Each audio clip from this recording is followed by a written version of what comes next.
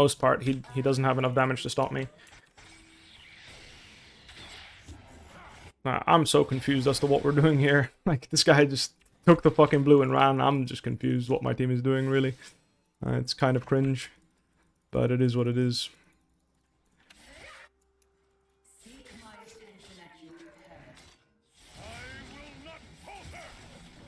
I'm gonna E out of the E there. Grass proc. Obviously with E it's harder for me to punish him early game, which kind of sucks, but like I said, I do think me skilling E was a reliable angle.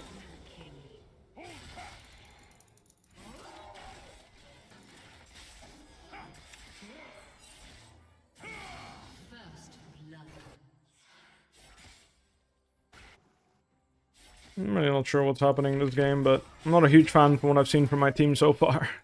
It's all good though. We'll see what we can do.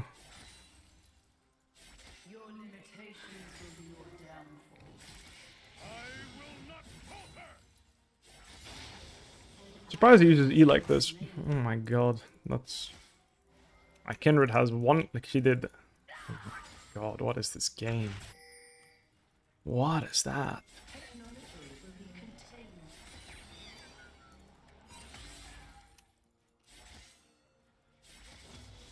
He's playing really safe top, so I think I'm gonna crash this wave and take a freebie recall. Like a longsword refillable or some shit. Maybe I'll stay and look to harass him under tower. I'll look to stay to pressure him if, like, I'm concerned about Kindred needing me to defend our camps or something, but I just don't, I don't judge that to be the case in this case. I can just recall here for free, so I will. Nice, we could double kill them there, it's pretty big. Nice, well done. And she gets a crab. Our second camp of the game at 335. We'll take it. So yeah, this Camille start is not something that like is too common. I know, but it's something that Nuguri used to do. He would play Klepto Camille with Cole like this in these free matchups like Ornn, and I quite like it in these matchups like Garen. I think against Ornn it's a bit greedy, but hey, he was very good at Camille, so he knew how to get away with it.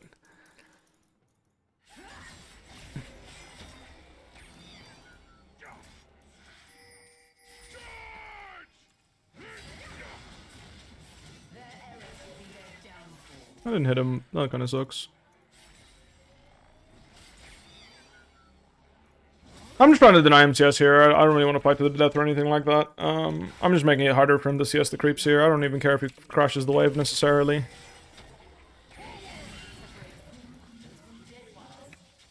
He doesn't win that? Alright, that's fine. Would be nice if I had my jungler winning that skirmish, but he doesn't, so that's okay. I'll just back up. Again, I already have a comfortable CS lead playing Cole Camille, so I'm not complaining, I'm not moving. You wanted to fight, you had a chance to. If he comes to the grump, I'll fight him, of course.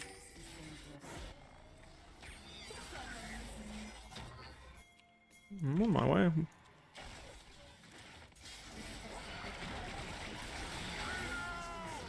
I'll keep walking with him here. So you see how I'm not hitting him? Because I don't need to. I'm not going to keep chasing him. I'm going back to my lane here. But I keep walking with him to cut off his path, basically. He TPs to the Nexus. I saw him TP, and then I just double-checked with my camera to see where he TP'd. Because that would change my plan on how I manage this wave. I would start slow pushing this wave if he TP'd back to lane, and he's just laning. I would just slow push this wave. But since he TP'd back to the fountain, I'm going to fast push it.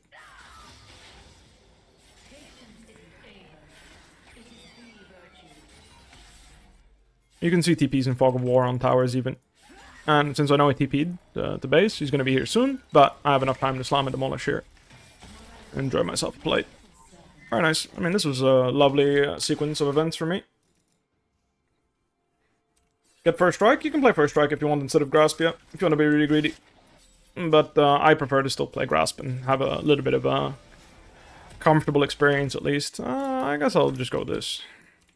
Against Garen, it always feels a little bit meh to build HP because he deals damage based on your missing health. So what I like to do here is I like to just freeze the wave like this, start freezing it, and if I notice it's going to crash, I just go and stop him from proxying. Because a lot of Garen players will like to proxy here, but still, I just double check. I have a nice ward there, so I can check if he's actually Going for the proxy or not. Oh, W is bad.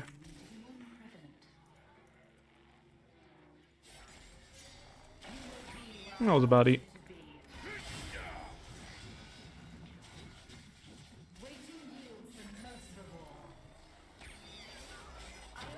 Okay, that's fine.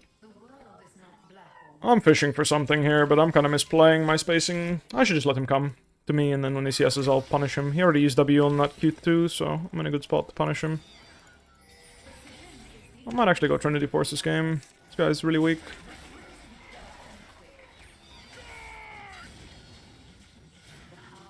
Cancelled my auto, I bet. I'll just Q that cannon, let's not be greedy and take both.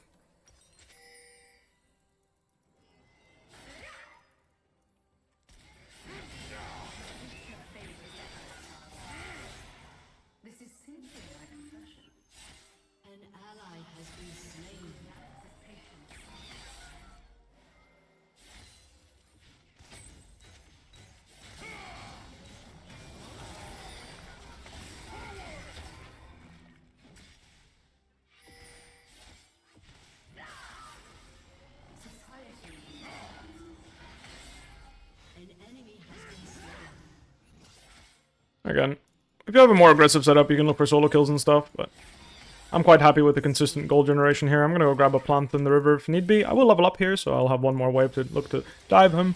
But again, there's no need to. I'm plenty happy just taking waves and stuff.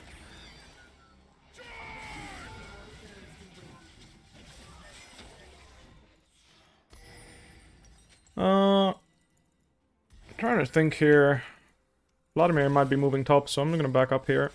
Just be mindful I don't die to him. Oh, I failed my Q there. Definitely a bit suspicious here, what's going on with him staying on this low HP. I'll take his passive off. As long as I have mana for E, which I'm keeping track of, I can obviously stay in lane, just auto-attack creeps, and I'm fine with that. Like I said, there's no pressure here. He does not scale me. So I don't need to be doing anything crazy here. I like that plant, but like I said, I have no incentive to go crazy for it. I mean, if anyone wants to dive at me, it's just a one-shot, but looks like we're not interested. So instead of throwing the game here, trying to dive him myself. Well, if he donates like this, maybe I'll dive him myself, huh? Never mind, Ivern's still here.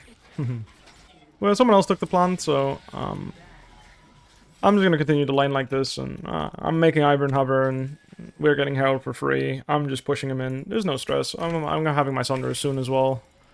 That'll be a big spike. 30 CS up on a champ like Camille. I'm happy with that. I'm not going to E into him again, because we don't know where Ivern is. There's no need for me to take the risk, like I already established. I know it's a bit boring, but it's okay. Now, obviously, if anyone breathes on him, he just dies, so I'm hoping for that, but no one wants to breathe on him. Anyone wondering what breathe on him means in my textbook?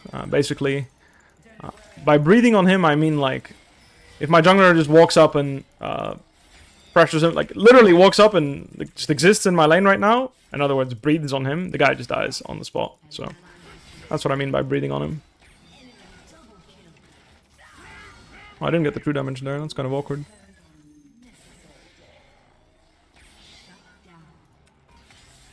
And I'm going to base here. It doesn't matter if I get the next wave or not. He will suffer for the rest of the game from this point onwards, once I get Sunderer. He can have next wave, I don't care. He can even take a plate, I don't give a shit. I come back with this, so I'm going to take his whole tower and solo kill him.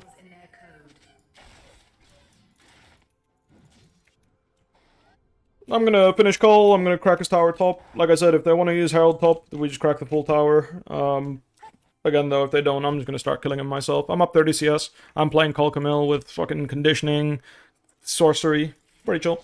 Why Divine? I just think into the Garen specifically, it means he can never kill me for like a really long time. And I'm split pushing this game, so while Trinity Force helps me kill structures, I prefer to just be able to immune the Garen. Like, I'm basically immune to his gameplay for the next, like, 20 minutes. Like, he literally can't touch me, and you'll see, it's miserable. It actually, like, I will out-trade him underneath his tower. That's how bad it gets, so that's why.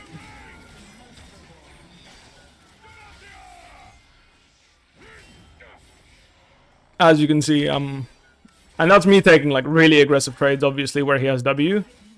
But it gets pretty bad pretty quickly.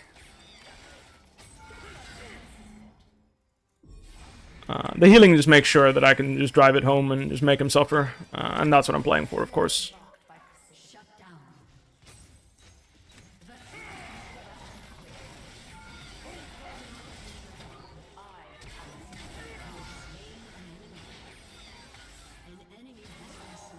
As long as I flash ult him into auto attack input, he's always dead there, so...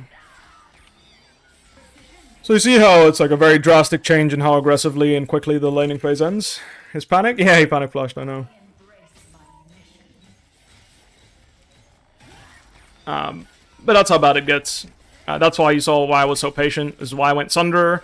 If you don't go Sunder, you can't do this. You can still punish him and stuff with Trinity. It's just not as bad. And again, I get a lot of money for doing this to him, so I consider the money I'm getting out of making him suffer like this is worth the offset of worse scaling on the Trinity Force Sunder argument department.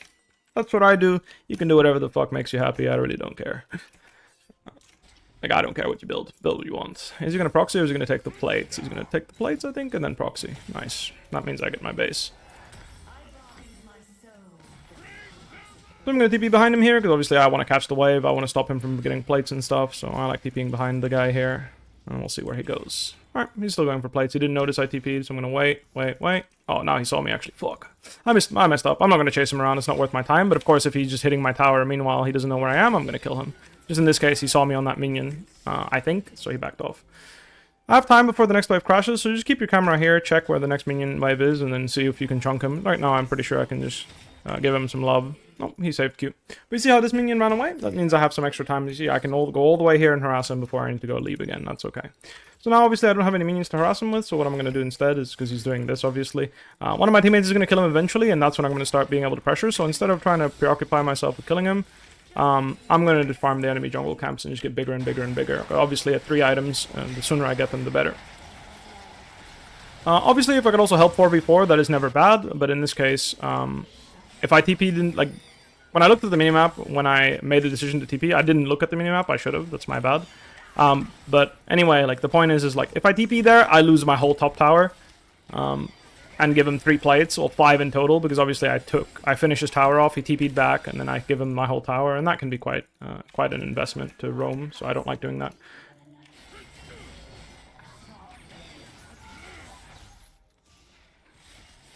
So he based here. I don't know why. I think he could have kept proxying and it would have been happier, but that's all good. Enemy team is also obviously on recall, so I'm going to go ahead and recall as well. I'm going to ward here just to see what he's doing, if he's chasing me or whatever. I have good vision now. I have a ward in line here. Ward here, the only place they can come from is down here. But either way, I'm going to go spend my gold and match my tempo with my team, and then I'll look for the dragon roam here. Because now, if I give up the top tower, it's not as big of a deal. You could go lifesteal if you prefer that, but I think in general this is more combat power, so I'm going to go grab Caulfields. Again, if you want to prioritize lifesteal at this point, it's not wrong. So if you could, he'll take my tier 1 top, and then I will either kill them all bot here, or they will concede Drake, and I will just go kill him for taking my tier 1 top, because he has no flash, so that's what I'm looking for here. It looks like they're conceding, so I'm going to go straight to top. You see how that path, the path I'm taking is really important there, keep that in mind. So if he hits my top tower here, I'll look to E on him and kill him, and if he does not, I'm going to look for him in the river. He's going to hit my tower here, so I'm going to look for him here. One input buffer your Q here, and then obviously he's just dead. No counterplay. You see, even without Divine Sunder, it is very easy to kill the Garen, and it's not like, you know, it's like he's weak, but you know what I mean? He's level 11. Oh, fuck. Oh, the cannon. Like, he's level 11, 111 CS. It's like, I'm obviously way stronger than him, but still, you don't need Triforce to one-shot him or kill him in a few Qs. What is that damage? That is a Camille that is prioritizing only scaling. So again, it does mean that you don't punish your opponent as hard, but you're basically increasing your own gold generation, and you're not really accounting for... You're not accounting for... stopping his scaling, you just care only about your scaling, so that's what I'm doing this game. Next up will be Hullbreaker, of course, because I'm going to be split pushing this game mostly. I failed my Q, that's bad. Oh, and my E. I'm just dead here. Hopefully Garen takes it, because that doesn't influence the game. That's why I'm going to keep kiting, so that Thingy doesn't get any money from it. I'm going to keep cutting away from the Xayah so she doesn't get any money. I fucked up. I didn't realize Rakan had a timer there as I was doing that wave. I should have. That's my bad. I went too much. I should have just taken this and based. I didn't need the next wave. I was just busy looking at chat and explaining stuff, so I lost some focus. Either way, I'm going to take over bot, and like I mentioned, I'm full on scaling. If he has death cap on Vlad, he's definitely stronger than me. But if he doesn't, I'm stronger than him, so we'll see. And obviously, there's also a layer of gameplay that matters, right? So it depends on how well the Vlad plays and stuff, but I have TP here. I'm not a TP on that guy's head, though. Either way, I want to go here. I want to take over bot. If this guy can base and go somewhere else, that would be great, because I want, obviously, towers to start smacking. Once I get Hellbreaker, it'll be much easier to fight the Vlad. That doesn't mean that I outscale him, actually. Like, he does beat me inside when he's this fed. Like, if Vlad has Deathcap Void Staff, it's up in the air. Like, it's skill-based. I would even say it's Vlad favored, personally, but...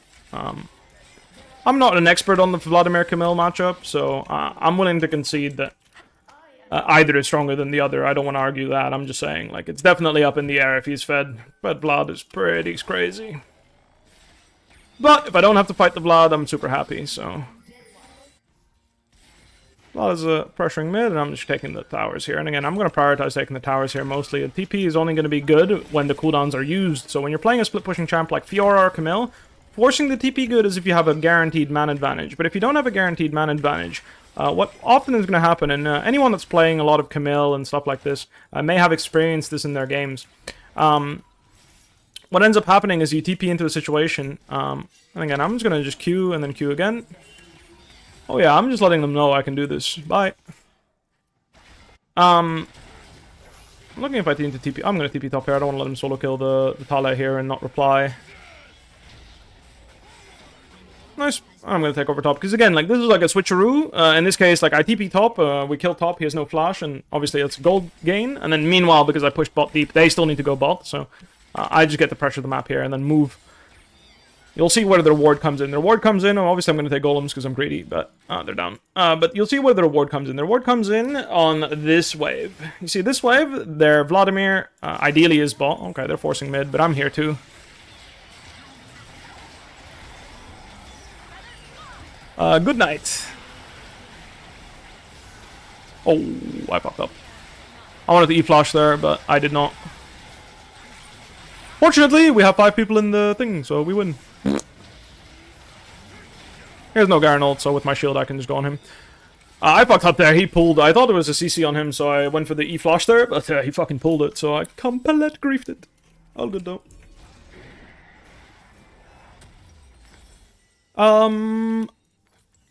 Other than that, yeah, pretty basic stuff. Like the ulti, I was hesitating on using it, but then I realized if I can make her Xayah ult my ult, it's good enough. We will just run her over with like the way the fight was going.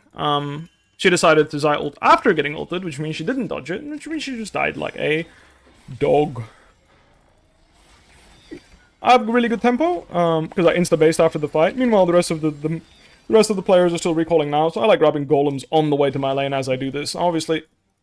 Sometimes it's better to do the wave first and then golems if they can catch you, but making a pick on Camille is rather difficult. But you see how much damage the Vlad did to me there. And again, there I had, that was just a normal roam timer and I just surprised them. You saw the reward of me TPing top and Vlad had to go bot, push bot, as I was the first to the fight. We want to do thingy here.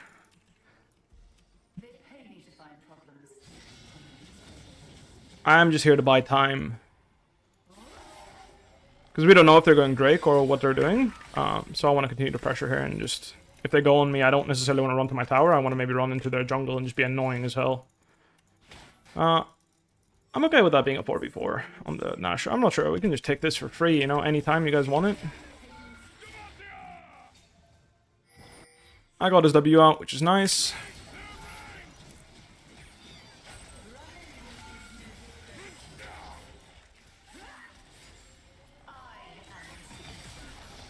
Yeah, this is the Camille special. I'm not trying to kill him because I'm really paying attention to what the rest of their squad is doing, and I'm just making sure I'm not throwing the game by dying to them. We should be careful with this fight here, though. I have first move, so it looks like a good fight. I like that we picked off the supports here instead of going on the Xayah crazy. Oh my, that's some Swain fucking damage. Jesus. Swain goat. IV in 3. My guy's dead, yeah. I want to time my E there as he comes out of the pool. So you want to start jumping with your E before he comes out of the pool. That way he can't get a spell off. Oh yeah, sure, we can end. I'm done. It's a bit sketchy to tank though, I don't like it. That is a terrible way of using our Kindred ult, but here we are.